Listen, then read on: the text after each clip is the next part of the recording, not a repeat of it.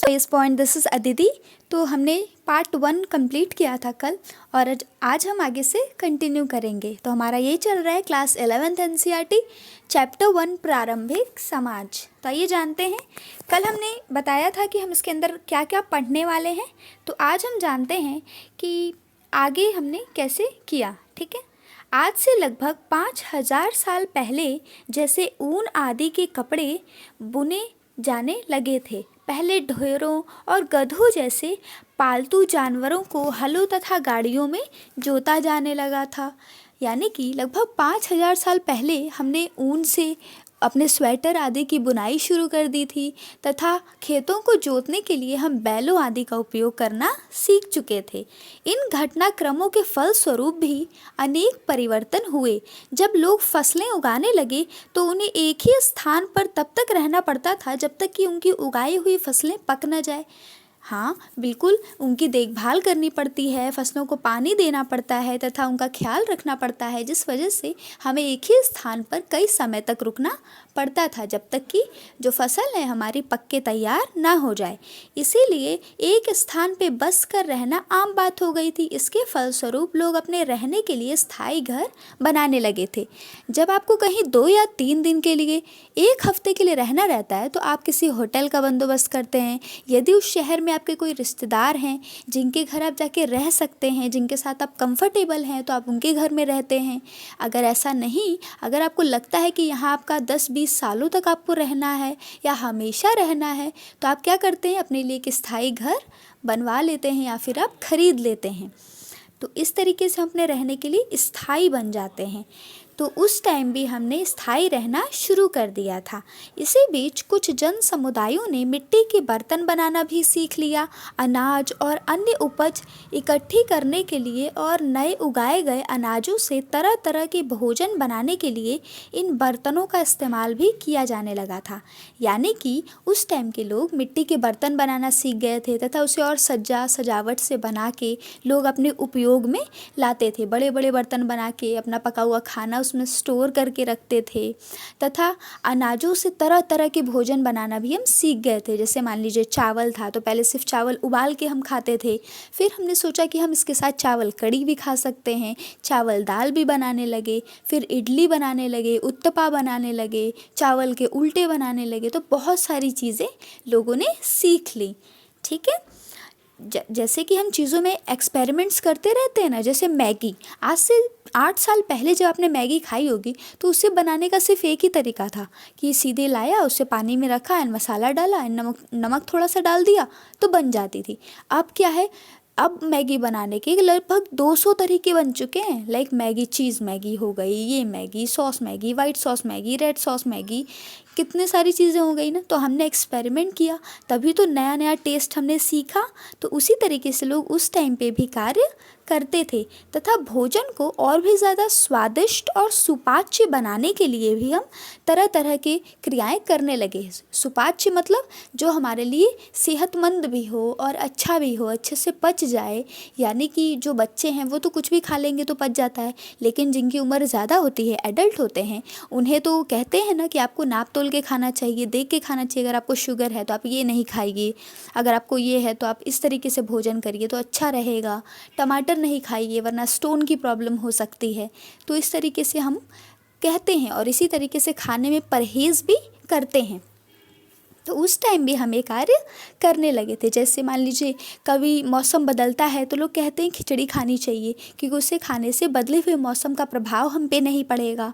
जो ज़ुकाम, खांसी, वायरल हो जाता है मौसम बदलने के साथ ही, वो हमें नहीं होगा। इसीलिए आपने देखा होगा कि मौसम बदलने के साथ नवरात्रि का व्रत आता है। क्यों? वो व्रत हमें क्या सिखाता है? अगर हम उसका एक साइंटिफिक रीज़न देखेंगे ना तो यही है कि आप उबला हुआ भोजन अगर 9 से 10-12 दिन तक करते हैं तो उस टाइम मौसम बदल रहा होता है तो आपके शरीर पे बैड इफ़ेक्ट नहीं पड़ता है। यदि आप उसकी जगह पे तला भुना भोजन करेंगे तो फिर आपकी जो हेल्थ है वो अच्छी नहीं रहती है।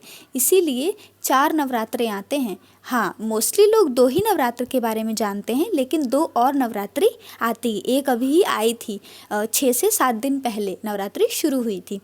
तो इस तरीके से नवरात्रि मौसम बदलने के टाइम पे आती है। अगर आप नवरात्रि का व्रत रखते हैं तो आप उबला हुआ भोजन कीजिए। आजकल तो लोग व्रत भी रखते हैं तो उसमें भी कितनी सारी वैरायटीज़ ला दिए हैं। आलू लेंगे तो उसमें पता नहीं कितना कुछ। लाइक व्रत का मतलब होता है बहुत ही सिंपल भोजन करना। व्रत रखिए तो इस चीज़ का रखिए कि आप बहुत अच्छे से पढ़ेंगे, कंसंट्रेट होंगे। व्रत रखिए कि आप किसी को अपशब्द नहीं कहेंगे। व्रत रखिए कि आप किसी का बुरा नहीं चाहेंगे। वैसे तो बहुत लोग नहीं चाहते पर बहुत लोग चाहते भी हैं। तो ऐसे व्रत का कोई फ़ायदा नहीं है अगर आपने व्रत रख के किसी के लिए बुरी सोच रखी हुई है। तो आप व्रत रखिए कि आप लोगों का भला करेंगे। आप व्रत रखिए कि आप रोज़ किसी एक इंसान के चेहरे पे स्माइल लाएंगे। किसी एक इंसान के चेहरे पे स्माइल सिर्फ आपकी वजह से आएगी।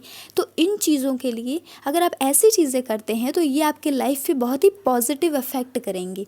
आप हमेशा मोटिवेट रहेंगे, हमेशा कार्य करते रहेंगे तथा पथ पे अग्रसरित होते रहेंगे। तो इसी तरीके से इन लोगों ने भी कई सारी चीज़ें एक्सपेरिमेंट करके और भी ज़्यादा अपना विकास किया तथा पत्थर के औजार बनाने के तरीक़ों में भी काफ़ी ज़्यादा बदलाव आने लगा। हालांकि औजार बनाने के पहले वाले तरीके तो चालू ही रहे, लेकिन अब और भी तरीके आ गए थे कि पत्थर के औज़ारों पे लोग डिज़ाइन और भी ज़्यादा अच्छे अच्छे बनाने लगे थे। पत्थर की कुल्हाड़ियाँ, ओखली आपने सुना होगा ना क्या होती है, वो हो गया, मूसल इत्यादि चीज़ें लोग बनाने लगे थे। कसिया और फावड़ा भी आपने देखा होगा, जो खेत में हल जो वो गड्ढा खनने के लिए फावड़े का यूज़ करते हैं ना, वो होता है। तथा इन सब चीज़ों से भूमि साफ़ की जाती थी और बीज बोने के लिए खुदाई भी की जाती थी।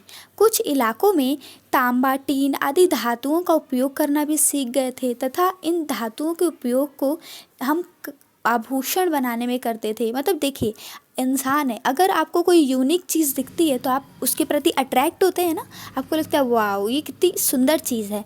जैसे रंग बिरंगे पत्थर, अगर आपको कहीं रंग बिरंगे पत्थर भी दिख जाए ना तो बहुत खुश होते हैं कि बहुत ही क्यूट लग रहे हैं, सुंदर लग रहे हैं। रंग बिरंगे गुब्बारे दिख जाएँ तो वो भी कितना अच्छा लगता है। तो उसी टाइम ह्यूमन्स को जो पत्थर दिखते थे उन्हें बहुत अच्छे लगते थे, तो वो उनका उपयोग अपने लिए आभूषण बनाने में करते थे, अपने घरों को सजाने में करते थे, ताकि कोई आए तो कहे हाँ ये तो बहुत सुंदर लग रहा है। तो इससे तारीफ़ होती थी तो उन्हें बहुत अच्छा लगता था। तो इस तरीके से उन्होंने कई सारे धातुएं लिए जिनका गहने बनाने में उपयोग किया तथा औजार बनाने में भी उपयोग किया।